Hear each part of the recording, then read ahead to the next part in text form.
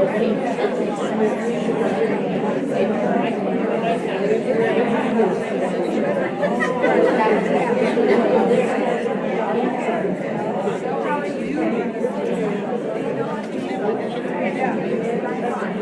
evening, everyone. Good evening. Hello to everybody in this room. Hello to everyone who's many miles away. To those who are watching in their rooms through our great technology. We really appreciate your presence in so many different ways. As many of you have experienced the Franciscan Federation Conference, you know that many men and women are honored every year at a banquet. And in the past, they used to walk across the stage as their names and their communities were presented. And this year, because the conference was the same time as our Jubilee weekend, nobody from the Dubuque Franciscans was able to go. So we are honoring our sister today. In the Sunday scripture readings this past Sunday, we were advised to be humble. As I visited with Marie-Therese a few months ago about our selection of her as our Franciscan honoree, she was being very humble. Humility comes from the word humus, and it refers to one who is very grounded, who is from the earth. Wouldn't you agree that Marie-Therese has been very grounded in the Franciscan mission and the Franciscan tradition?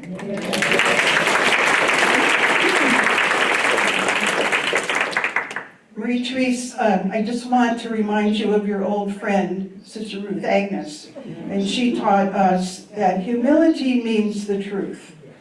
And so you can be sure we're only speaking the truth tonight.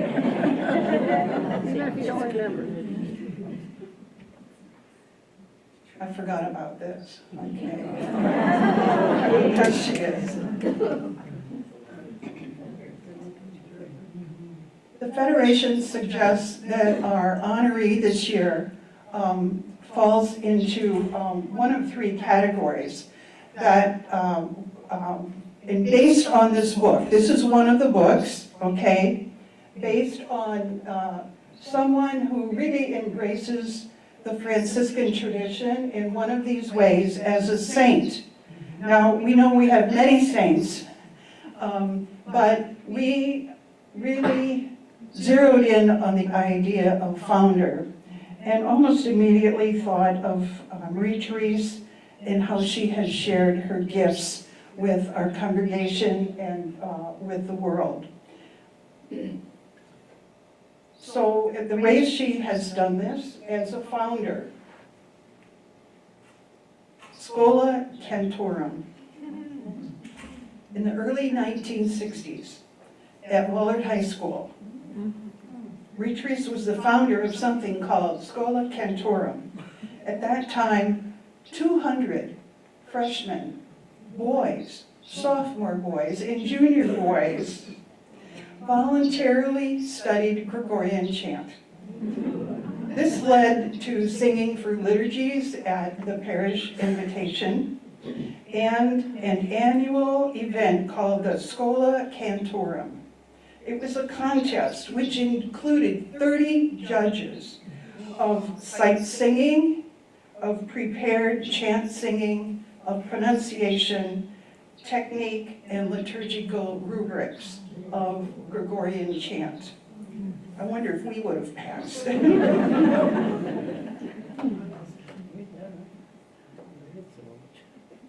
One of her former students, Father Don Plamondon, brought his trophy in one day, which he won one year in 1962 at the Schola Cantorum. In 1971, Marie-Therese initiated a volunteer program, founding thus Common Venture for Sisters, for men and women to serve the needs of people who were poor. The first summer, how many were in 1971 in Common Venture?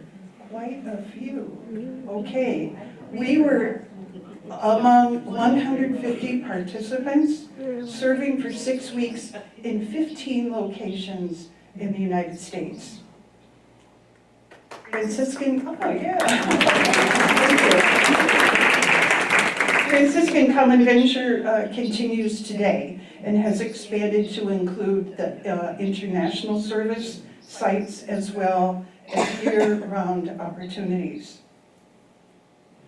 While serving in the Office of Pastoral Planning, in the midst of having 2 other jobs, Marie-Therese was a founding member of a committee who initiated a 2-year lay ministry plan of spiritual formation. This was in 1979. This included scriptural and spiritual enrichment for lay people. And in 1989, transformed in 1880 building into a retreat center. This year, Shalom is celebrating 30 years throughout 2019. And being a skilled violinist and overall musician, Marie-Therese initiated Tazay prayer at Shalom. Okay, well, this is a little, this slide was shown at the Federation. There were about 5 different slides about Marie-Therese, and this was shown along with all the other honorees who submitted slides.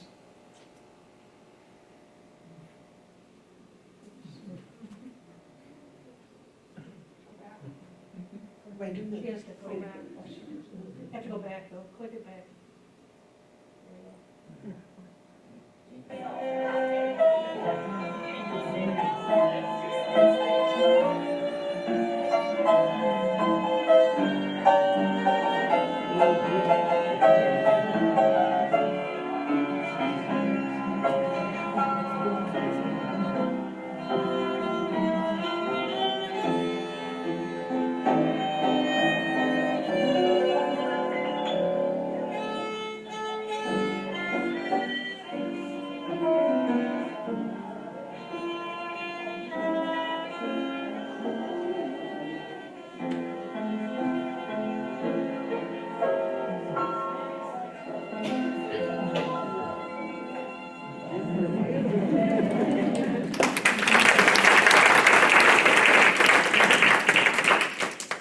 So Marie-Therese, if you would please come up here.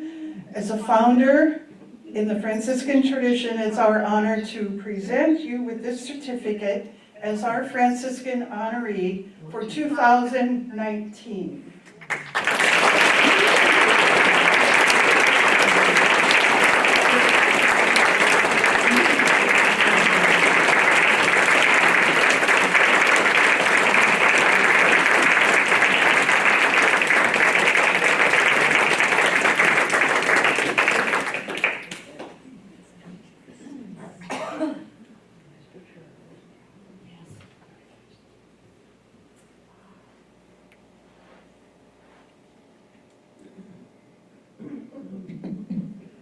And now we move into a summary of our experience at the LCWR Assembly in Scottsdale, Arizona.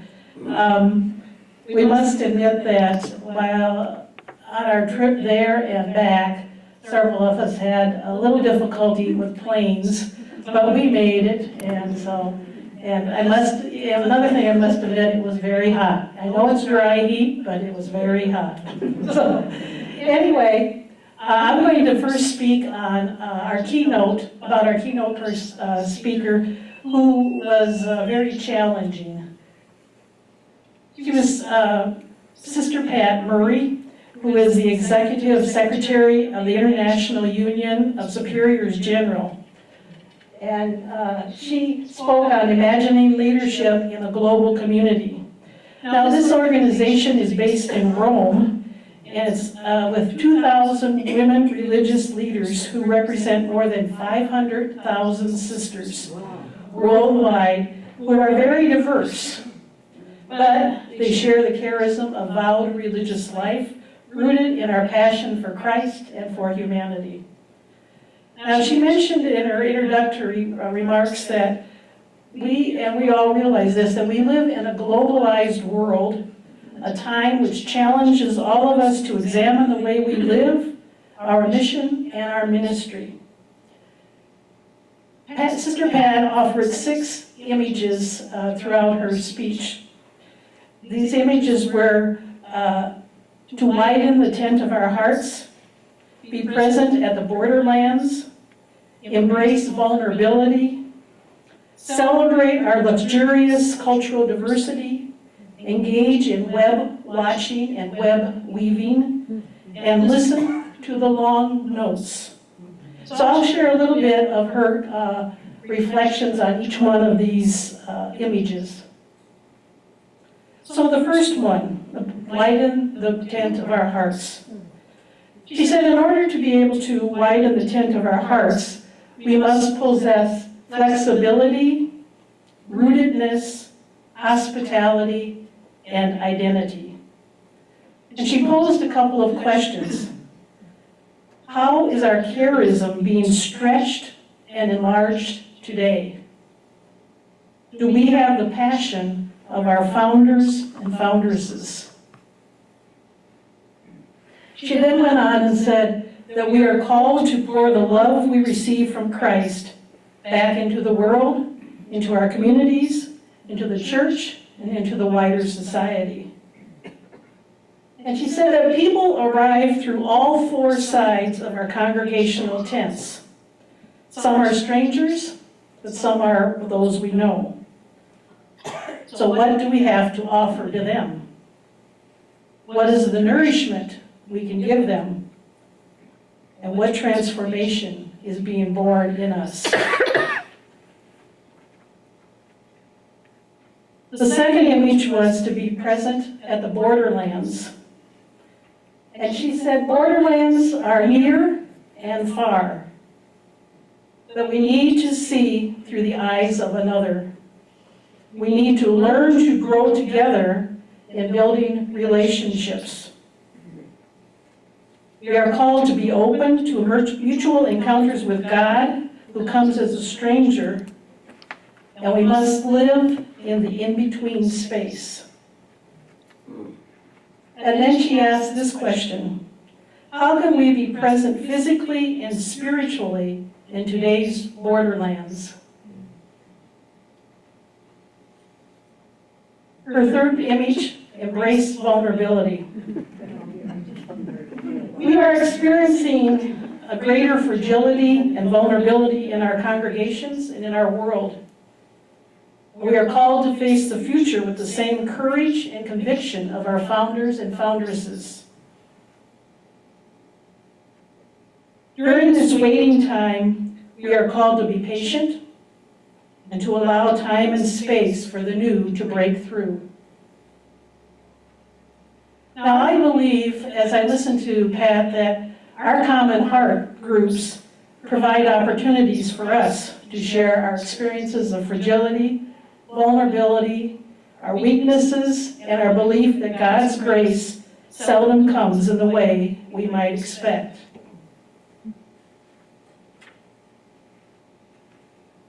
The fourth image she presented was to celebrate our luxurious cultural diversity.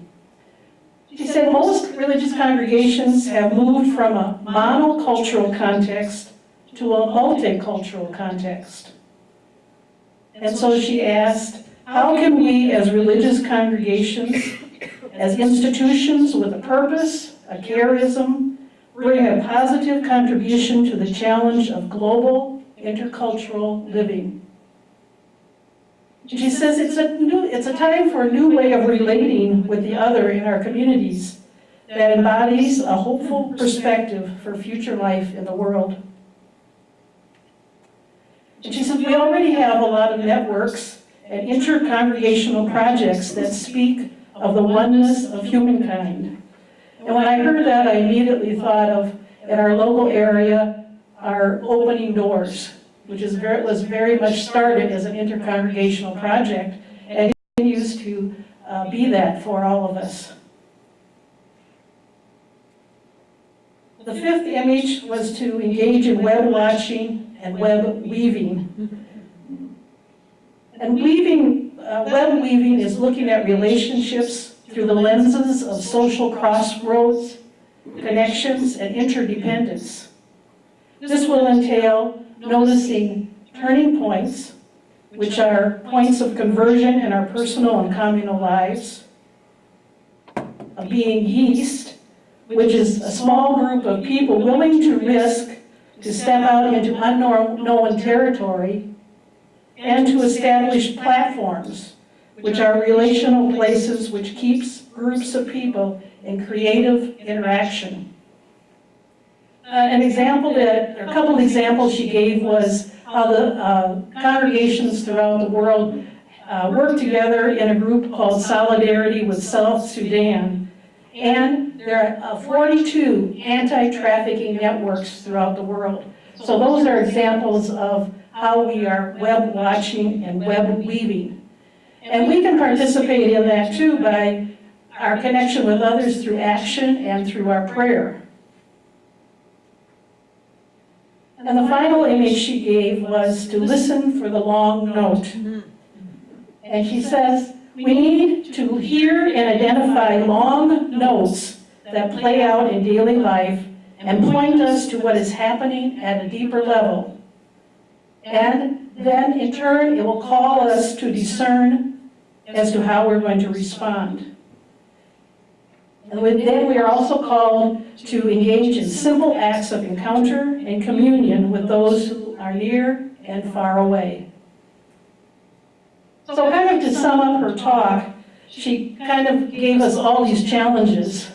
So we are called to move forward, boldly take initiative, go out to others, search for those fallen away, stand at the crossroads, welcome the outcast, be a contemplative presence in the world, have global conversations, and be communities of change. A lot of challenges.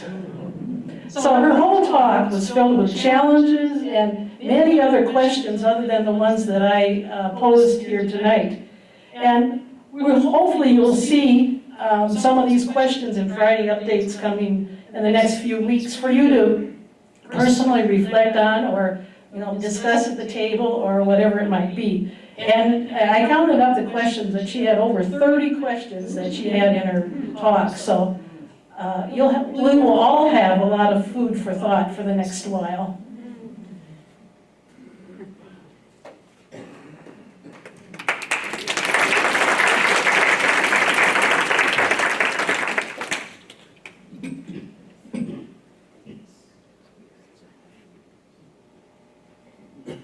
I will be speaking about the presidential address we heard at LCWR, and that was given by Charlotte Wagner. The title of her presentation was Divinest Sense at the Heart of Religious Life.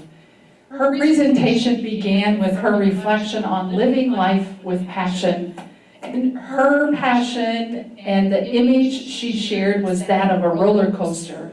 I don't know about you, but I am not a fan of roller coasters. How many people in here like roller coasters?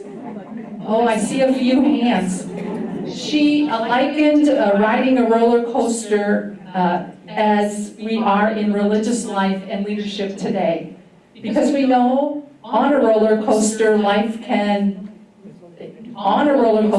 in our life we can be turned upside down, we can scream, we can laugh, and sometimes we might mutter, "This seems totally crazy, why am I doing this?" She continued with, if the dips and the turns of the roller coaster we're on seem a little insane, she likened that insanity to the divinest sense that Emily Dickinson speaks of in a short poem called Much Madness. Much madness is divinest sense to a discerning eye. Much sense, the starkest madness.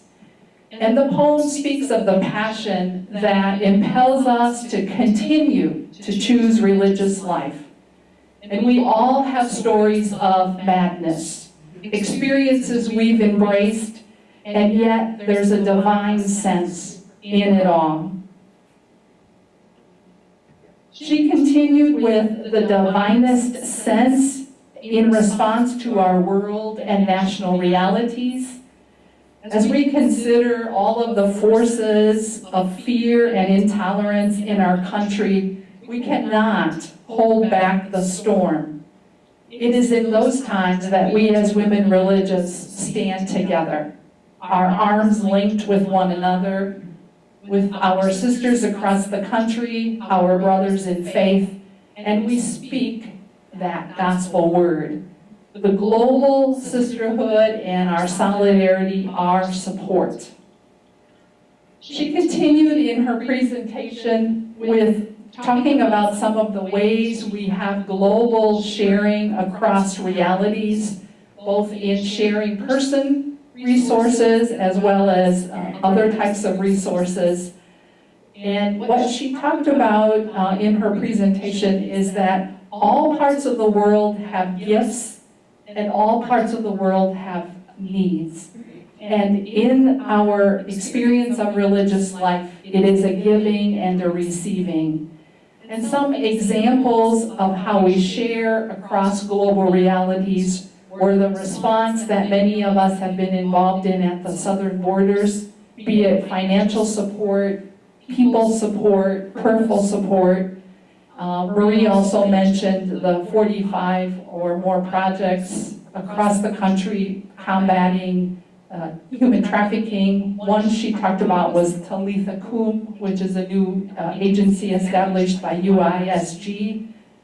And another example of sharing our global realities, matching our resources, was Solidarity with South Sudan, which is a project in a war-torn country that offers the witness of women religious from across the world living and working together. The call to global sisterhood is a clear sign of our times. Religious life, as we have watched it unfold, is made up of people from a variety of ethnicities. And intercultural living is called upon even in our own congregations. And it's a wonderful idea, but when the reality hits, sometimes we tap the brakes. And Father Anthony Gittins reminds us, and I think it's a good challenge and a good reflection for us, a community that is polarized into us and them will never achieve intercultural living. Only in a community that is striving to become we can possibly succeed. And I believe our task is to become we over and over again. Another area of diversity in religious life is the generational and age diversity. We may be less aware of these challenges of the generational groups. Charlotte spoke often about the younger sisters across congregations who express deep loneliness. They really desire to belong and be valued, and they want to contribute and offer their gifts. Sometimes, though, they are not heard, their contributions may be ignored, and yet they want to be part of discussion. So I think it's a good reminder and challenge for ourselves. How do we listen and receive the gifts of one another? Charlotte's congregation sponsored a clinic in Uganda, and the staff often walked long distances to work. And she was talking about the cultural differences when one of the workers one morning arrived about an hour late. And the sister in her congregation who was in charge asked, "Why are you so late?" And he simply said, "Sister, last night we ate the rooster." And then he went about his work. It took her a moment to realize the rooster was what had awakened the family each morning. So the lesson for us, let's not eat the rooster. Let us not consume the voices that would wake us up from whatever direction the voices may come. So we need the voices of the young and the old and all in between, the various ethnic and national groups and various cultural groups as well. And we also know that in the divinest sense and the madness of life, there is an inherent mystery. We really do not understand all that is occurring within religious life today, but we know God is good. We know God's goodness continues to be a part of our lives. And yet we see our life with our finite eyes, our linear eyes, and yet God sees within the vast mystery and the grand sweep of the cosmos. So in that continuum, we are called to walk this path of religious life in the best, most faith-filled way that we can, in utter madness and in the sheer mystery of it all. And no matter where we find ourselves in religious life, we're called to create a space for the new to emerge, a space for the young, a space for growing diversities, for the Holy Spirit to work, and then the future will emerge. And we know that it will be good. And so when we end religious life, whether we're a 20-something or a 100-something or from the east or the west, we do not want to eat the rooster. And when we get off the roller coaster, let us all together, individually and collectively say, that ride was awesome.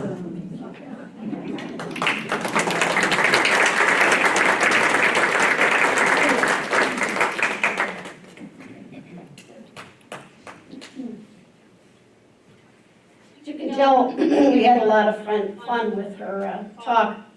Actually, she did this roller coaster ride in Florida with Terry Maya, who's the past president, who didn't like roller coaster rides. And during the ride, she kept saying, I hate you, I hate you, I hate you. But when they got off, she said, that was awesome.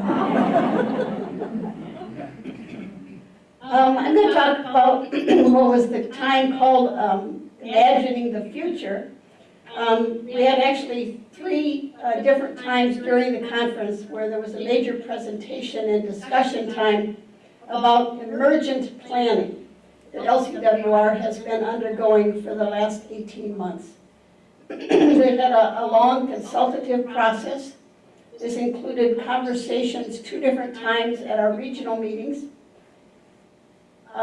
surveys that were both quantitative and qualitative, focus groups. I participated in 2 of those to help take notes. Those groups were that I participated in were of facilitators of religious congregations. I think Sarah might have been in a group of, maybe not, of younger members. There were a group of public people that knew Catholics, who knew of LCWR, lay people, all kinds of different groups that they had a conversation with. And then a couple days, what they call a charrette. I keep having to look it up. It's a meeting of all the stakeholders. It's not a word that was familiar to me. From this has come what they're calling orientations. And these are a direction for the conference and ways that we need to be open to living in these challenging times. These orientations really are 5, I think. 1, 2, 3, 4, 5. First is global awareness. And this is to care about religious life around the world. You can see how well all of this flowed together during the week, fitting together with Pat Murray's talk earlier. Another orientation out of which LCWR will move into the future is porous borders. This means looking at having their programs open to more than just leadership in the strict sense.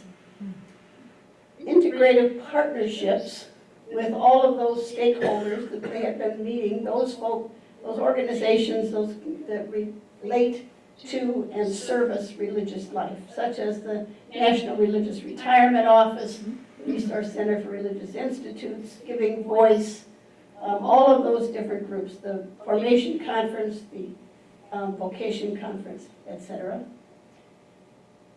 And a mission focus in the public square. And this is continually looking at how do we use our presence and our voice for justice. And lastly, technological astuteness. Becoming more and more experts at what are the ways that we connect with each other and influence life around the world.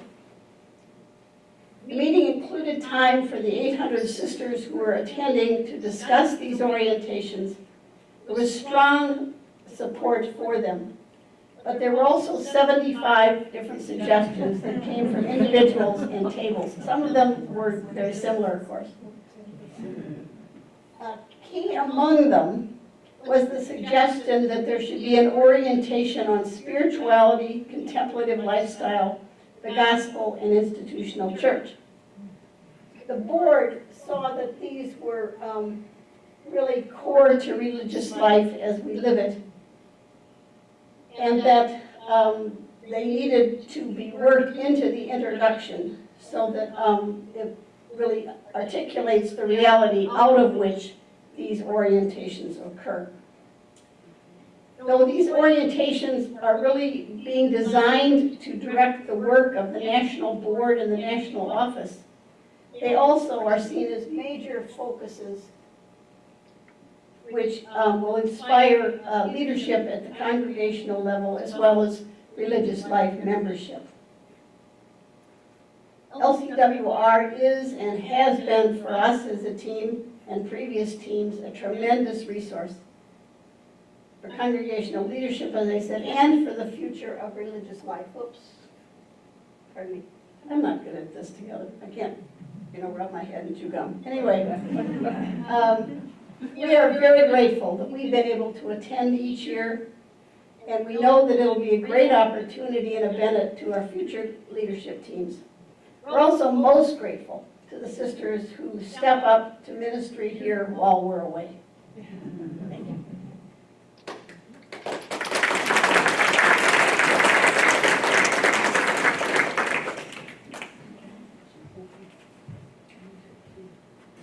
Another event during the conference which everyone looks forward to is the election of the new president. And we had two candidates this year. Elise is an Adrian Dominican, and Marcia Ann is a Franciscan sister of St. Joseph. Marcia Ann was in my group for about 2 days, and I was very impressed with her. Each one of these women gave a 5-minute presentation, and this was followed by questions, and they responded. We had quiet time at the table, we had conversation at our tables, and more quiet, and then we slept on it overnight. And in the context of prayer the next day, we elected Elise on the first ballot.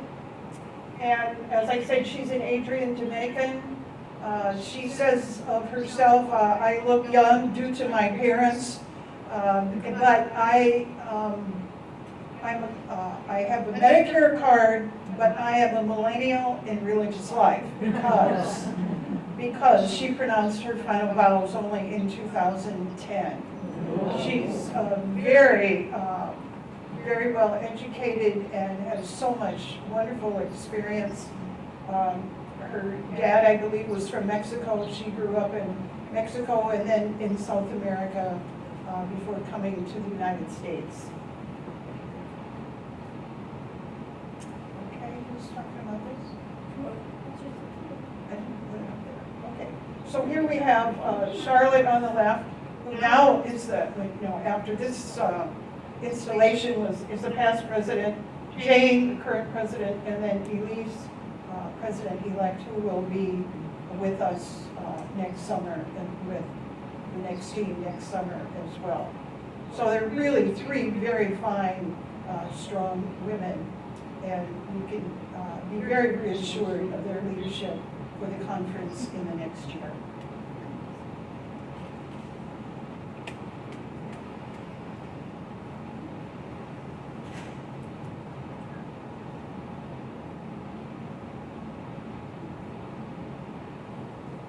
At the assembly this year, we had opportunity to engage in 2 justice actions.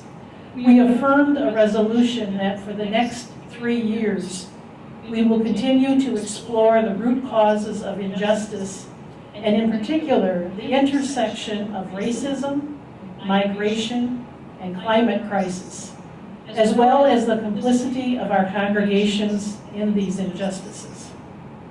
We pledge to work with these issues through education, prayer, advocacy, service, impact investing, and collaborative projects.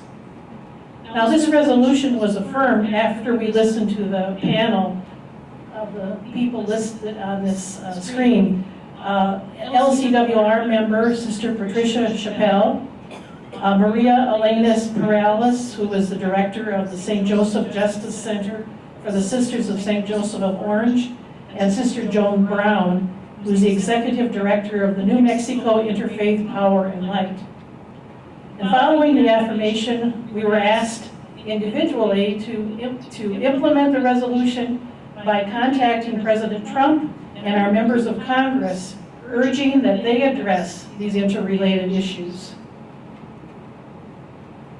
And then the second action, the LCWR group sent a letter to President Donald Trump beseeching him to end all divisive rhetoric. And this was just one little part of the letter. We implore you to never use language that disrespects, dehumanizes, or demonizes others. We expect our president and all who serve this nation as leaders to be always mindful of the common good and the dignity of each and every person. You hold a position that has the potential to inspire the best of every one of us, and we ask you to use this unique status to bring about healing and never seek to create division.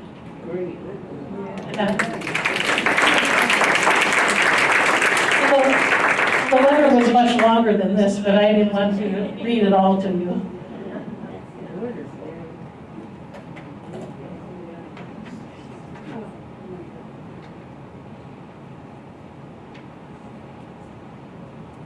Now to the Outstanding Leadership Award for 2019 with LCWR. It's Sister Norma Pimentel, and you may have seen her on television. I think she was on 2020, and also when the Pope visited the United States, she was in the audience. She, of course, has done much advocacy and work with migrants, and she's been at the border, and this is just dear to her heart. She said when she joined her community, already they were harboring immigrants in their convents and keeping them. But an interesting story was told of her call to religious life. There was a group of young people they invited her to be with them, and they said, we're going to have a prayer service, and then we're going out for pizza. And she thought about that, and she said, pick me up when the prayer's over. So she said, God called me to religious life through pizza. She's very moved by the children she sees at the border, and she said, it really tugs at my heart.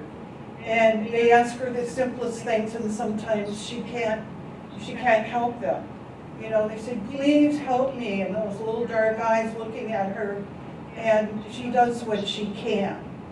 But she would like to, at this time, she would like to remove them from the conditions in which they find themselves, but her hands are tied, she can't do that.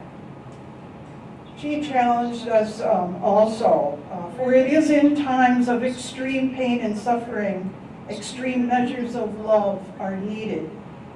She continued to call upon us to do what we could to help not only children, but their parents at the border.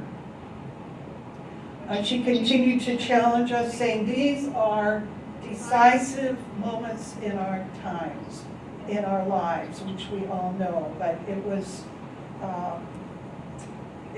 a deeper experience to hear her ask this of us. The need is urgent. And calling upon, in my memory anyway, is Teresa Kane, who is a Sister of Mercy and the president of LCWR. Many years ago, she challenged us, and Norma repeated her words. If not now, when are you going to respond? If not you, who?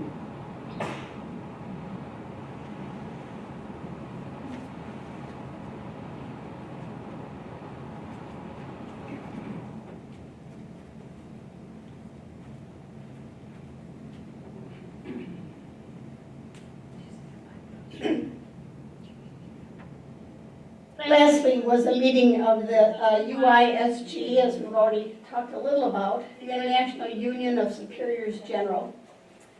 We're divided, I tell you this every year, but we're divided, UISG is divided into constellations. Some of them are sets of countries, like in Africa, but in the United States, Constellation 3 is just the United States. There's an international meeting that's held every 3 years in Rome, and as you know, I was blessed to attend that in early May. U.S. Constellation meets each year the Saturday morning after LCWR ends, and another member of the team is also able to attend, and Mary attended with me this year. The main feature of the past 2 years has been an update from Sister Pat Murray, who was our keynote speaker at the beginning of the conference. And as you've heard, UISG is headquartered in Rome. The UISG office in Rome does tremendous work, increasingly good work, at relating to the Vatican offices in Rome on behalf of religious women. And this Pat Murray is an incredible dynamo. We've finally figured out she's 69 years old, and she confirmed that with me. But she's Irish, and so she looks a little older. But she's got energy and organizational ability and relatability to our group. Sorry, Mary Claire. They also coordinate a ministry program in war-torn South Sudan and in Sicily with migrants, and they're coordinating efforts against human trafficking and have a new project called Sowing Hopes for the Planet, which is regarding our Earth commitments. She actually, before she became executive director, I think it's she who started the South Sudan project as her ministry. They're also developing programs in formation and in canon law, especially for the congregations in Africa that don't have access to these services. This year we had 2 other presentations. One by Sister Donna Markham. She's the president of Catholic Charities. She's the first woman, and therefore the first woman religious to be the president of National Catholic Charities. It's always been a priest or a layman. She spoke on, of course, their efforts to attend to the migrant needs on our southern border. And they've done much at getting the Catholic charities around the country to assist in this effort. The second presentation was by 2 women, Sister Mary Johnson and Sister Joyce Meyer, on their research and their recent book on sisters born outside the United States and ministering in the U.S. And this is some 4,000 women. Wow. I don't know, in the survey we filled out, whether this included sisters who were currently retired, like Veronica and Ann Sedgwick, but they would have fit in that category. So it's the question was, were you born in the United States, your members, and are they ministering here in the United States? There's just a few of the summary of the statistics of who these 4,000 women are. They're 35% are Asian or Pacific Islanders, 33% European, Canadian, Australian, 21% Latin American, and 11% are African, Afro-Caribbean. Their book is called Migration for Ministry, International Catholic Sisters in the United States, and Marie tells me it is in our library.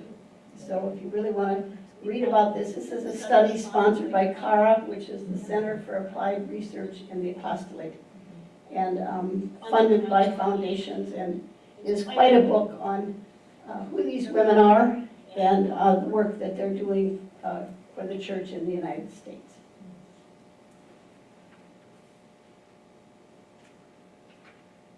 I guess that's it. That's it. We're very grateful for your attention. We're hoping to get done in under an hour, and we're done in 45 minutes. So have a good night, sleep well, sweet dreams, and all that. Good night.